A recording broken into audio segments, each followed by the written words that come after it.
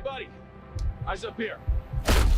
ఈ రోజు వీడియోలో సూపర్ మ్యాన్ అనే సినిమా గురించి మాట్లాడుకుందాం. David Corenswet, Rachel Brosnahan, Nicholas Hoult leads గా జేమ్స్ గన్ డైరెక్షన్ లో వచ్చిన సైఫై ఫ్యాంటసీ యాక్షన్ మూవీ ఇది.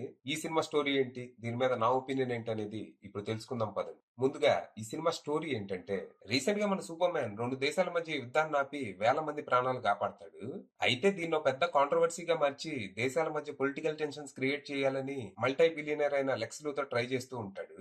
తను ఒక రూత్లెస్ బిజినెస్ మ్యాన్. ఒక్కసారి తను ఏదైనా చెయ్యాలి అనుకుంటే ఆ పని వల్ల ప్రపంచం నాశనమైనా పర్లేదు, నా పని అయితే చాలు అనుకునే మైండ్ సెట్ తంది. సో ఆబ్వియస్ గా తనకి సూపర్ మ్యాన్ అంటే అస్సలు పడదు. దాంతో గత కొన్నేళ్లుగా పబ్లిక్ దృష్టిలో సూపర్ మ్యాన్ ఇమేజ్ ని డ్యామేజ్ చేయాలని విశ్వ ప్రయత్నాలు చేస్తూ ఉంటాడు. అందులో భాగంగా ఒక మాస్టర్ ప్లాన్ కూడా సిద్ధం చేస్తాడు. ఈ టైంలో సూపర్ మ్యాన్ 2 దేశాల మధ్య యుద్ధాన్ని ఆపడంతో దీన్ని కూడా తన అడ్వాంటేజ్ కి వాడుకుంటాడు.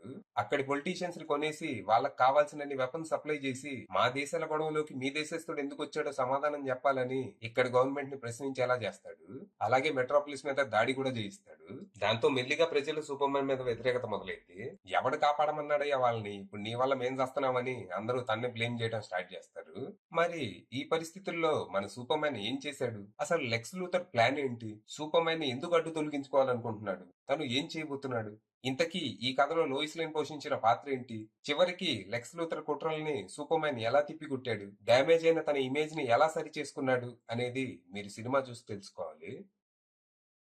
ఇక ఈ సినిమా బాగుంది, నాకైతే పిచ్చి పిచ్చిగా నచ్చేసింది. ఇది డీసీయూకి న్యూ బిగినింగ్ అయినా సినిమా అలా ఉండదు. ఎలాగో సూపర్ మ్యాన్ గురించి అందరికి ఒక ఐడియా ఉంది కాబట్టి ఆరిజిన్ స్టోరీ, వంకాయ స్టోరీ లాంటివి ఏమి పెట్టుకోలేదు. మనల్ని డైరెక్ట్ గా ఆల్రెడీ జరుగుతున్న కథలోకి, కేయాస్ లోకి తీసుకెళ్లిపోతారు. దీనివల్ల ఫస్ట్ 20 మినిట్స్ కొంచెం ఆడుగా అనిపించినా తర్వాత ఆ వరల్డ్ లో లీనం అయిపోయా.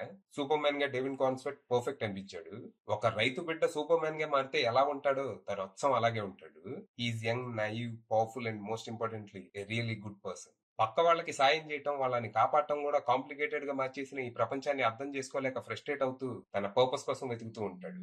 ఇక లెక్స్ లూథర్ గా నికోలస్ హోల్ట్ అద్దరు కొట్టేశాడు. కుట్ర, కుతంత్రం, కుళ్ళు ఈ 3 కలిపి ఒక మనిషిగా మారితే ఎలా ఉంటదో అచ్చం అలాగే ఉంటాడు తను. ఈ రియలీ హెడ్ సూపర్ మ్యాన్. అసలు ఆ పేరు వింటేనే ఒళ్ళు మండిపోద్ది తనకి. తనని అడ్డు తొలగించుకోవడానికి ఎంత దూరమైనా వెళ్తాడు. అసలు భలే చేశాడు అసలు. ఇక లోయిస్ లేన్ గా రేచల్ బ్రోస్నాన్ కూడా చాలా బాగా చేసింది. తనకి సూపర్ మ్యాన్ కి మధ్య కెమిస్ట్రీ బ్రహ్మాండంగా కుదిరింది. వీళ్ళ మధ్య వచ్చే సీన్స్ చాలా బాగుంటాయి. ముఖ్యంగా ఫస్ట్ హాఫ్ లో వచ్చే ఇంటర్వ్యూ సీన్ అయితే భలే ఉంటది అసలు. ఇక గ్రీన్ ల్యాంటర్న్ గా నేథన్ ఫిలియన్, మిస్టర్ టెరిఫిక్ గా ఎడీ గ్యాతకి ఉండే తక్కువసేపు అయినా ఆకట్టుకున్నారు. ముఖ్యంగా మిస్టర్ టెరిఫిక్ గా ఎడీ గ్యాతకి భలే అనిపించాడు. తన ఫైట్ సీక్వెన్సెస్ అన్ని క్రియేటివ్ గా భలే ఉంటాయి చూడటానికి. ఇక క్రిప్టో ఈస్ అడోరబుల్. కుక్కకి పవర్స్ ఉన్నంత మాత్రాన దానికి బాధ్యత వస్తుందా? Dog is a dog, right? దానికి పవర్స్ ఉన్నాయని అది రియలైజ్ అవ్వదు, మామూలు కుక్కలాగే ప్రవర్తిస్తూ ఉంటుంది, which creates a lot of humour. ఇక రైటర్ డైరెక్టర్ జేమ్స్ గన్ గురించి ప్రత్యేకంగా చెప్పుకోవాలి. ఆడియన్స్ రిజెక్ట్ చేసిన DCU ని రీబూట్ చేసే బాధ్యత తీసుకుని DC స్టూడియోస్ కి హెడ్ గా, DCU లో మొదటి సినిమాకి దర్శకుడిగా దాదాపు భారం అంతా ఆయన నెత్తి మీద వేసుకున్నారు.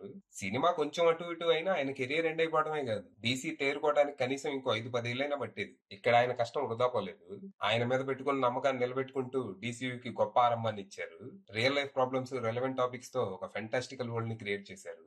కాస్టింగ్ నుంచి మొదలు ప్రతి అంశంలో ఆయన మార్క్ కనపడుతుంది. అంతా భజనేనా, బొక్కలేం లేవా అంటే ఉన్నాయి, కానీ చిన్న చిన్నవే. ఈ సినిమా స్క్రీన్ పై చాలా రేసీగా ఉంటది. ఒక ఈవెంట్ నుంచి ఇంకో ఈవెంట్, ఒక ప్రాబ్లం నుంచి ఇంకో ప్రాబ్లం, ఇలా సినిమా పరుగులు పెడుతూనే ఉంటది. ఎక్కువ బ్రీతింగ్ స్పేస్ ఉండదు. అలాగే ఇంకొన్ని క్యారెక్టర్స్ ని ఇంకొంచెం ఎక్స్ప్లోర్ చేస్తుంటే బాగుండేది అనిపించింది. ఇది తప్ప నాకైతే సినిమాలో పెద్దగా కంప్లైంట్స్ ఏమీ లేవు. టెక్నికల్ గా కూడా సినిమా టాప్ నాచ్ ఉంటది. సినిమాటోగ్రఫీ, CGI, VFX, మ్యూజిక్ లాంటివన్నీ చాలా బాగా కుదిరాయి. ఫైనల్ గా చెప్పేది ఏంటంటే, James gun understood the assignment. Damage అయిన DCU ని దారిలోకి తెచ్చారు. డౌట్లేం పెట్టుకోకుండా వెళ్ళిపోవచ్చు. అది విషయం.